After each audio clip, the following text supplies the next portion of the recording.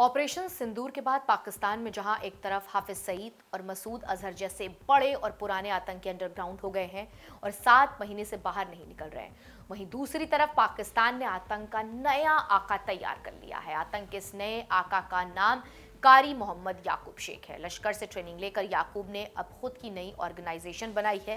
BBC Pashto के मुताबिक इस संगठन का नाम सेंट्रल मुस्लिम लीग रखा गया है।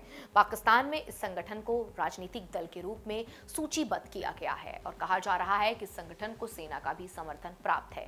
कारी याकूब शेख का जन्म पाकिस्तान के बहावलपुर में साल 1972 में हुआ था। मदरसे में शुरुआती पढ़ाई करने के बाद कारी धर्म का उपदेशक बन गया था। स्थानीय स्तर पर उसकी धार्मिक तकरीरें खूब वायरल होती हैं।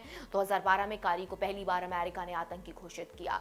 कारी पर लश्कर-ए-तैयबा के लिए काम करने का आरोप लगा था। कारी याकूब के मसूद अजहर से भी अच्छे संबंध बताए जाते हैं। साल 2017 में कारी दिफाए पाकिस्तान काउंसिल के सिंबल पर चुनावी मैदान में भी उतरा, लेकिन उसे कभी कामयाबी नहीं मिली। साल 2025 की शुरुआत में जब अफगानिस्तान और पाकिस्तान के बीच तनाव बढ़ा तो कारी ने तालिबान शासन के खिलाफ फतवा जारी किया और कहा जा रहा था कि इसके बाद ही कारी की पाक सेना से नजदीकियां बढ़ी।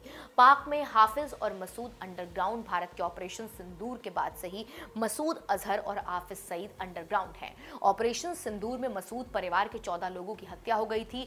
हाफिज का भी ठिकाना ध्वस्त हो गया था। हाफिज और मसूद अभी पाकिस्तान सेना की निगरानी में अंडरग्राउंड है। ऑपरेशन सिंदूर के बाद से ही दोनों की कोई खबर मीडिया में नहीं आई है। वहीं आपको बता दें कि नई आतंकी संगठन की जरूरत भी क्यों पड़ रही है। पाकिस्तान इस वक्त तहरीके तालिबान और बलूच लिबरेशन आर्मी से परेशान है। दोनों आतंकी संगठनों को पाकिस्तान सेना के जरिए नहीं खत्म किया जा रहा है। टीटीपी ने अपनी लड़ाई को जिहाद का नाम दिया है। टीटीपी को आम नागरिकों का भी समर्थन प्राप्त है। इस वजह से पाकिस्तान की सेना संगठन से हर फ्रंट पर मात खा रही है। कहा जा रहा है कि टीटीपी और बीएलए जैसे आतंकी संगठनों से लड़ने के लिए पाकिस्तान ने आतंक का फॉर्मूला अपनाने का फैसला किया है। इसी कड़ी में कारी याकूब को आगे किया गया है, क्योंकि हाफिज सईद और मसूद अजहर जैसे पुराने आतंकी अभी पाकिस्तान के लिए उपयोगी साबित नहीं हो पा रहे हैं।